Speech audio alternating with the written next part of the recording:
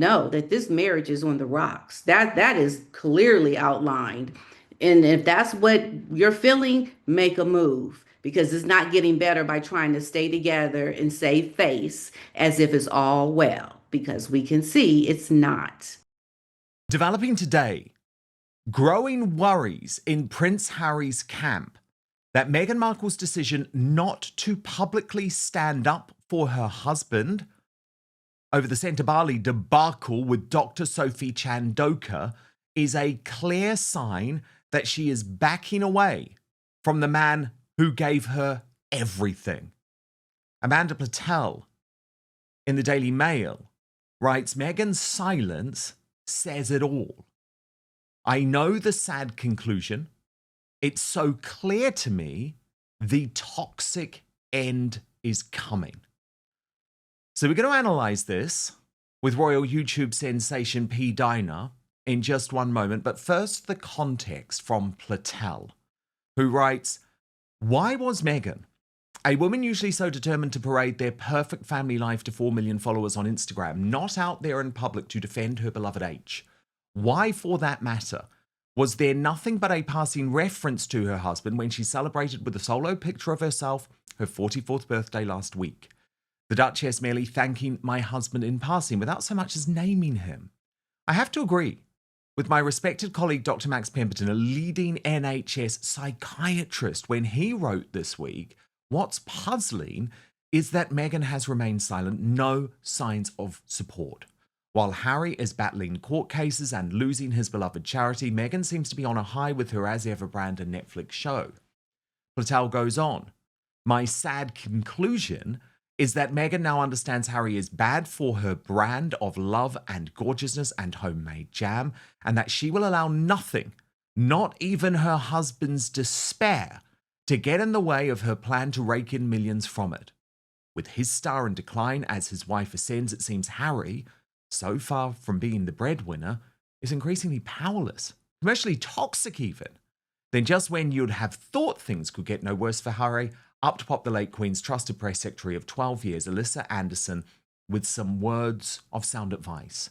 In this week's Channel 5 documentary, Prince Harry, My Terrible Year, Ms. Anderson put it frankly, Prince Harry should stop being the victim. Platel goes on, perhaps when he wakes up in the cold light of day, hapless Harry will recall what his brother tried to warn him about all of those years ago, to be wary of a foreign TV actress he hardly even knew. As Daily Mail psychiatrist Dr. Max Pemberton puts it, in successful partnerships, there is always one person to lift you up when you fall down. Without someone like this, life is infinitely harder and less fun. Platel concludes, living as he does in the shadow of his wife's ambition, it is unlikely that Prince Harry's life will become much more fun any time soon. P. Diner, I thought that was really fascinating insight, actually, because remember, a lot of this Sentebale issue, I'm not saying all of it, but a huge amount of it came from the fact that Meghan Markle was so jealous of Dr. Sophie Chandoka that she treated her so terribly on stage in front of the world's media at that polo event. And it's true, we've had radio silence from Meghan, nothing to support her husband's charity pursuits. And while I think Harry has acted appallingly, absolutely appallingly throughout this entire saga, and the fact that he's now trying to ruin Dr. Sophie Chandoka's life, ruin the Sentebale charity that he set up in his mother's name, all of that, Meghan's silence does seem to speak volumes. She cares not a bit about her husband. She cares all about her commercial pursuits and whether the Kardashians are posting Instagram stories about her crappy little products. Yeah, she's like the bull in a china shop, right? She just comes in, destroys things, and leaves Harry to pick up everything. I think Meghan is just revealing her character. I mean, that's exactly what she does. She's not there to support and to help and to at least try to cool the waters. I mean, she has a lot to do with why Harry's going through what he's going through. She is the reason. And the fact that she's not trying to help him with, I mean, trying to start another charity is ridiculous. But the fact that this all stemmed from what Meghan has done, and then she just disappears to work on her products and her brand. I mean, it's just it should be that wake up call that Harry truly needs. He's lost so much already, and his wife is not there to help and support him. How do you think it gets better from here? How do you think you're going to get out of any conundrum that you're already in now with, this whole charity role with Dr. Sophie? It just shows you that Meghan is not going to support you. You're going to have to try to do things on your own. And Harry doesn't have good decision making. He doesn't have the network or the people behind him to help him make good decisions. And Meghan just comes in and helps to make poor decisions, makes his life horribly just in a disarray from the things that she does. And then he's left there looking like a deer in the headlights. Okay, what am I supposed to do? What am I going to do? And it just shows you that Harry is going to keep himself in these positions where he keeps getting himself into situations that are going to keep his life just keep going down. And I can't imagine how he'll ever be able to come out of all of it, especially with his family not speaking with him now. How does he ever get any traction to kind of find a better way or to see the light at the end of the tunnel? He won't. It's going to keep getting worse for him. And I hope that it will be the wake up call for Harry to finally see that, wait a minute, this is her fault. This is the reason why I'm in all of this. And he'll start to break away and make some concrete choices to start another way, because this way it's just not going to yield him any good results with his life. It's only going to keep making it worse and worse. And he has to see it by now. I Well, I mean, think don't I he mean does. I think he does because I want to get into some numbers actually, which show just how terrible his predicament especially in the United Kingdom. But before we do that, Peter, and I also thought it was really notable this week that one of the establishment comedians in the United Kingdom, Jimmy Carr, a guy who's posed with the late Queen Elizabeth II before, has never got into this whole thing, just decided to make Prince Harry a butt of his joke when he was asked at one of his comedy shows whether he preferred Prince William or Harry. Watch this.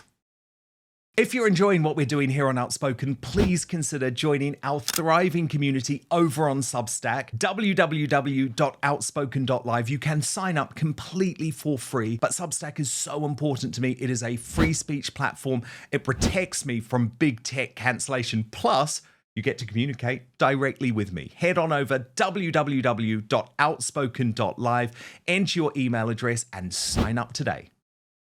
William or Prince Harry? Prince William or Prince Harry? Well, the royal family, right, if you can imagine, they're like our Kardashians. And Prince Harry is very much our Kanye.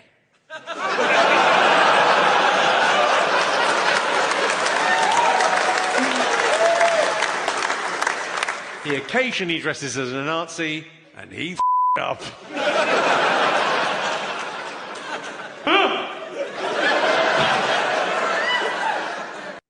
Felt like a significant moment to me, P. Diner. Oh my goodness, it is so true. I've always said this is a soap opera. This is like Harry is in a reality show. He doesn't even realize it. I mean, Meghan has made him the butt of jokes in America. I mean, how have you fallen when you have been nothing but, a joke the whole time you've tried to get on, this new life that you want in California? You've done nothing but proving yourself to be a complete joke to the whole world. Everybody is laughing at this man. And at some point, he has to, like in that movie with, oh my goodness, where he was on a show where he didn't realize that he was actually in a reality show and he didn't know it until the very end. And I think that's what Harry is going to at Yeah, some it's point like have the to Truman Show. realize. The Truman Show, yes. That's exactly what One of it my is. I favorite mean, movies, actually. yeah, he's fallen far, and I think right now doesn't have a chance to get himself in a good position to have a better life because you need to make some changes now. It is an emergency. You need to flip the script. You need to do something different, very drastic, because at this rate, you're just going to keep being the butt of jokes, and it's just going to keep getting worse and worse for you. And before you know it, you're just going to be at the bottom and completely broken from it all. Yeah, And that's Harry. the numbers are just dire. But Tom Sykes of the Royalist Substack put together a very good summary this week, P. Dinah, which I want us to analyse. Here you go. Prince Harry and Meghan's desperate unpopularity only rivaled by sex pest Andrew. But he says 9 graphs from YouGov tell a vivid story, and my goodness, they do. He writes, the desperate unpopularity of Prince Harry and Meghan is revealed in the latest royal popularity graphs from UK pollsters YouGov. The polling provides a stark illustration of just how far Prince Harry and Meghan Markle have fallen in the UK popularity stakes. Put simply, only Prince Andrew is more disliked. Harry enjoys a positive rating from just 28% of Britons, while Meghan fares even worse at just 20%, her joint lowest ever score since tracking began. These numbers have barely shifted since YouGov's last survey in May, underscoring the entrenched nature of public opinion. By contrast, the rest of the senior royal family is in robust health with the public. Prince William leads the pack on 74%, Catherine is just behind at 71%, and Princess Anne stands at 70%. King Charles III is on 59%, and the monarchy as an institution holds steady at around 62% approval, with 2/3 of Britons still preferring it to an elected head of state. Camilla's ranking of 43% puts her lower than her fellow royals, but is unlikely to trouble royal spinners too much. The generational breakdown shows Harry and Meghan's problems run across the board. Among 18 to 24-year-olds, now remember, this is the key market, P. Dinah, that they tried to target. Harry liked by 33%, Meghan by just 25%. Among those aged 65 plus, the figures collapse to 17% for Harry and just 10% for Meghan. Now, he points out the data is based on UK respondents, not US sentiment. Important because America is now their home, the base for their business ventures, and the market that underpins their new Netflix deal. In the US, Meghan's popularity has fluctuated since her 2020 return from Britain. She currently enjoys a positive net approval rating of 15, though she remains well below the level she enjoyed before the couple's 2021 Oprah Winfrey interview. Harry has consistently polled better than Meghan in America, while both trail behind William and Catherine. The numbers leave little room of optimism about a rehabilitation in Britain. Public sentiment has ossified to the point where a return to royal life or even a warm welcome home looks impossible. The reasons are layered but deeply rooted. The couple's accusations of racism within the royal family, widely perceived as directed at the institution itself, were taken personally by many Britons who saw them as a slight on the nation. Their perceived disloyalty to the late Queen Elizabeth II, who remains a figure of near universal respect, compounded the damage. Prince Harry's memoir and their Netflix series painted family members in a harsh light, reinforcing the impression that they were willing to monetize grievances in a way that jarred with long-standing British royal tradition, exemplified by the Queen, of maintaining discretion and not cashing in on one's position. The sense that Harry has strained his relationship with his father during a period of personal challenge for King Charles alongside the couple's high-profile commercial projects in the US has only deepened the perception that they have placed self-interest ahead of duty. Once those narratives took hold, they proved stubbornly hard to shift. And P. Dinah, I thought the polling was obviously great, but what I loved even more there was the analysis from Tom Sykes, because remember, he's a very well-regarded British-based aristocrat who's also a journalist. And what he's saying is what I've been saying for some time, really, which is that you're not going to change our way of thinking, Harry. None of this running to Charlotte Griffiths with a story every little week for the Mail on Sunday is going to work when you let Prince Philip and the late Queen Elizabeth II go to their deathbed with accusations of racism hanging over the royal family. When you let that little creep, that little odd-looking bloke who seems to be having more cosmetic surgery by the day, Omid Scobie, when you let him report that King Charles and Princess Catherine were racists in his pathetic little book that you assisted. So I just feel like the polling is entrenched. And sure, it must be very, very difficult for Prince Harry to get his head around. I think Meghan has almost accepted it, and that's why her uniform focus now is on the American market. But do you agree?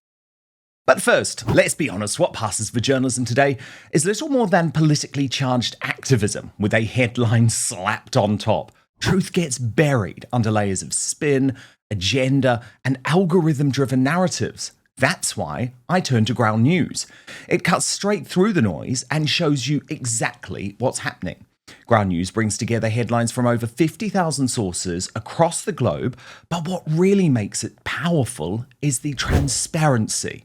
You don't just see the stories, you see the political bias behind every source, the ownership ties, and the coverage breakdown across the spectrum. That's why over 1 million people have downloaded Ground News. Even the Nobel Peace Center praised it as an excellent way to stay informed, avoid echo chambers, and expand your worldview. See for yourself at ground.news/outspoken. My favourite feature is the blind spot feed. It shows you which stories are blowing up on one side of the aisle, but barely mentioned on the other. It's the clearest way to see media bias in action. So here's an example of a story barely getting any traction on the right. Joe Rogan just accused the Trump administration of gaslighting its own supporters over the Epstein scandal. It's a rare moment of someone considered to be on the right openly calling out Trump's team in such blunt terms. And here's one the left is completely ignoring. Reports say Kash Patel discovered burn bags stuffed with classified documents tied to the Trump-Russia probe. In other words, there may have been a deliberate effort to destroy evidence, yet almost no one on the left wants to touch it. I wonder why. With every story, Ground News shows you the entire spectrum of who's reporting from left, right, and centre, and how reliable each source is. Also, importantly, who owns each outlet? It's everything the corporate press doesn't want you to see or know. And right now, you can get 40% off the Vantage plan, which gives you unlimited access to all the features I personally use for just $5 per month. Just visit ground.news/outspoken, click the link in the description, or scan the QR code on screen. That's ground.news/outspoken. But now, back to the show. Yeah, I think it legitimizes his downfall. I think it puts data in front of our faces to really see what we've been thinking and what we've been seeing, and it makes it more concrete and real. And it should be an eye opener for someone that is trying to change their life. I mean, Harry and Meghan are in a position now. There's no way you can get out of this going down and being looked at as complete jokes in America. You are a laughing stock around the world, and this is why these shows, everything that they try to do, will never find success because their likability is in the gutter. Nobody likes you. I mean, just look at the ups and downs for the trailer for Megan. I mean, 15,000 was it dislikes to 1,000 likes? I mean, how do you get around that to find okay light at the end of the tunnel? I just don't see how they will ever find any success.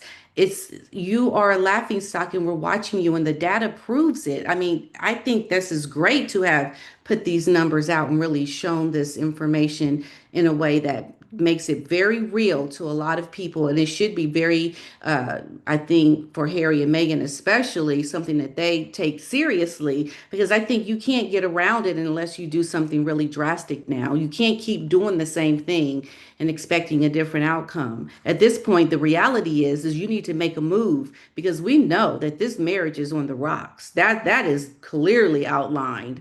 And if that's what you're feeling, make a move because it's not getting better by trying to stay together and save face as if it's all well because we can see it's not. It only gets worse. Very, very true. Very true, P. Diner. On the rocks is the understatement of the year, I think, but I totally agree. I thought I'd do some polling of my own with the Outspoken audience, by the way, on YouTube. Let me show you these results, P. Diner, because I think they might surprise in a little way. So this is who is your favourite member of the British royal family. In fourth place, Sophie, the Duchess of Edinburgh, got 6% of the vote. In third position, Prince William, with 13% of the vote. Second, Princess Anne, with 28% of the vote. And first, Catherine, the Princess of Wales, with 53% of the vote. It is quite astonishing, P. Diner, for a woman with no actual royal blood, although she is our future queen, to just be so popular. Yeah, that must eat Megan alive, up alive. I mean, I think she would see something like that, or just in general, because I know your poll, whoever does a poll, I think Catherine is always going to be the one coming out on top. someone who has not been born into royalty to be that liked says a lot about her character, her commitment to duty. It just tells you so much about the kind of person she is, and that's what people like. And I think when you see that, it just makes people think, yeah, let me find out more about her and really want to look further into who this woman, Catherine, is. And it just kind of makes her star keep growing and growing because more people are going to be shining a light on her, and more people will see this and really want to draw to this woman because there is something about her that so many people like, that it's just going to keep getting bigger and bigger. I mean, it's the same for me and Princess Diana. I mean, I saw Princess Diana all the time in the news in America, all the things that she was doing, and people start to get curious about, oh, she's really like, what's so special about her? And then people start to investigate, and before you know it, more people are becoming supporters that normally don't have connection to really wanting to know about the royals, you know. And I think she just highlights the work of the royal family and her good behavior, her likability shines a light that is going to continue to grow and to make her even just as big as not Diana, but just at that level. That's where she's going. Like everything is going up for her. You can see that clearly. She's amazing. I love Catherine. And then let's have a look at our polling for the worst royal. Again, I think this might surprise some people, P. Diner. Mm. In fourth position, actually, is Prince Harry, just 11% of the vote. 14% say Prince Andrew, which again, that's very different to public polling. The runner-up is actually King Charles. Now, I think that relates to what's going on politically here in the United Kingdom in terms of his Mm. positioning in regards to Islam and some other woke issues. But again, overwhelming. It's just overwhelming, isn't it? 49%, 49% say Meghan Markle. Wow. Wow, Megan, girl, I'm sorry, you've been outdone. You've been outdone. It's like, oh, just wake up to the reality. It's so unbelievable to me how they think they can just keep doing the same thing and they're going to find likability. They're going to find this ray of light that's going to suddenly turn things around for them, but it just won't.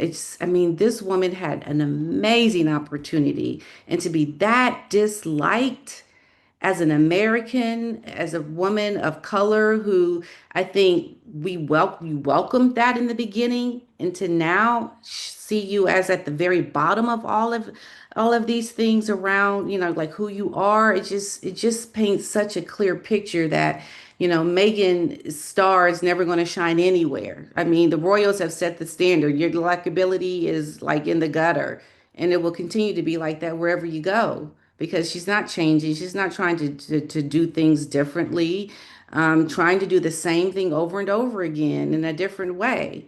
I mean, just like with the show. I mean, the season two. It's like, really, we just that's the same thing you did last season. There's nothing different, unique. It's for me, I think Megan just needs to start waking up to the new reality. And it's like someone just doesn't want to wake up to their new reality. You're just not liked at all, at all. And Harry, oh my goodness, wasn't his lower than Andrews? Was his Mm, lower than Andrews? Yeah, mm. slightly. Yeah. I mean, that's really bad if you're like worse than it. What? I mean, I I do not mean, a lot understand of people will then. find it quite crazy actually that Charles was so much higher up in that vote. Look, I wanted to talk Yeah. to you about People Magazine because they have gone very early this year to be first on the Diana anniversary. And of course, they are looking at the relationship between Prince William and Harry. But remember, this is interesting because People has been so closely aligned to Harry and Meghan, but increasingly are struggling to find ways to be positive about them. Here's the cover. It's very striking, P. Diner. Mm. Diana's Sons Divided uses that iconic picture of the three of them. 28 years after her death, new details. One brother is preparing to be king, the other has stepped away to protect his peace. Prince William and Prince Harry remain devoted to their mother and painfully estranged. There's the quote there, Diana would have acted as peacemaker. Now, I've looked at this article inside, just so I can give you the best details. So inside its headline, Prince William and Prince Harry divided by profound rift. And here's what they're basing this on. So, need to know, Prince William and Prince Harry continue to honour their late mother, Princess Diana, through much of their public work and philanthropy. Their painful feud remains profound and long-lasting, historian Robert Lacey tells People. Diana's biographer Andrew Morton calls the rift a great loss for the monarchy. And digging down into some of the details, they write their feud exploded into public view in 2020 when the Duke and Duchess of Sussex stepped back from their royal duties. Things were said that sparked the initial rift, and it's never healed, according to Andrew Morton. Robert Lacey, who remember wrote that brilliant book, Battle of Brothers, which I contributed to. The rift is very profound and very long-lasting. It will not be changed, in my opinion, until Harry makes a move and apologizes. He'll be furious about that. Adds historian Amanda Foreman, everyone wants it to happen on their terms, but that's what makes it impossible. Then this is interesting. They've got a source close to the royal household, speaking to the magazine, saying this is the sadness of it. They aren't supporting each other like they should be. That's what any mother would want, that they are there for each other. And adds Morton, Diana always used to say she had two boys for a reason. The younger would be there to support the older in the lonely task as future king. There is no doubt Harry would have tried to act as a peacemaker. No doubt Diana would have tried to act as a peacemaker between them. If she had been around, they would have worked things out in a different way. Now, Pete Diner, the line here, which I thought was most interesting, because obviously this is in People magazine, but I completely agree with it. And you know Harry will be reading this, which is what makes him, I guess, more potentially interesting, is Robert Lacey just being very clear and saying, nothing's going to change until you apologize, Harry. That's the only thing that might make a difference. And it's going to have to be one hell of an apology. But what did you make of this piece, Pete Diner? I just think Harry is in a position to really shine light on his mother's legacy and what she wanted for her sons. She wanted them to get along and to have a good relationship. And he's going against his own mother's legacy, essentially. And there has to be this moment in your life where you find that moment of truth where you just try to go forward now and just find the truth of your situation. And the truth is that Harry was always supposed to be there to support his brother. And the fact that he is not doing that, he's not trying to apologize, except he's wanting an apology. He is going against his own mother's legacy. How can you feel like you are doing anything right by your own mother when you can't even adhere to the basic things that she talked about? I remember hearing Diana say that about Harry being the one to support his brother.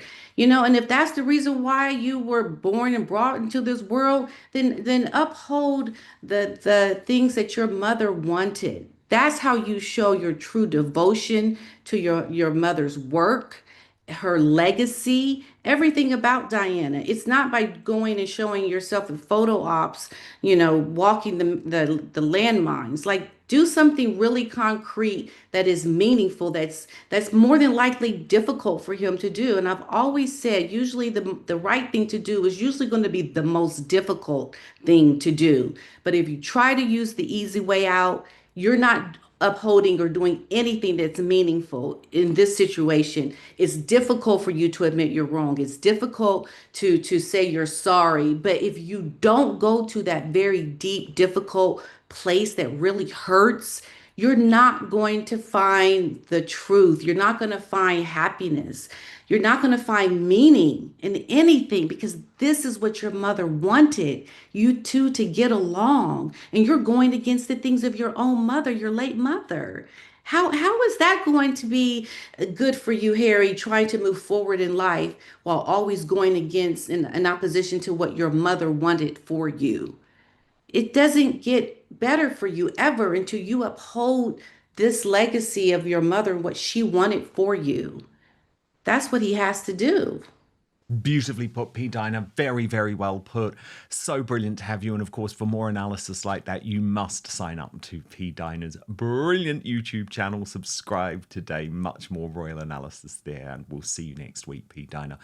But of course, if you do want first access to our uncancelled after show here on Substack, that's where you sign up, www.outspoken.live. So you might be watching this on YouTube. I do appreciate that. But if you go to Substack, sign up for the monthly paid subscription, you get this show first, you get it live or on demand, and you get it completely advertising free as well. The most important thing is that Substack is a free speech platform. Supporting me on Substack really helps me being able to continue my work because it protects me from lawfare and big tech cancellation too. That address again for you, www.outspoken.live. Thank you so much for watching Dan Wootton Outspoken. Please click on my face just to the bottom left to subscribe to this brand new independent news source and turn on the notification bell so you'll be alerted to our brand new live shows, uncancelled interviews, and special royal episodes.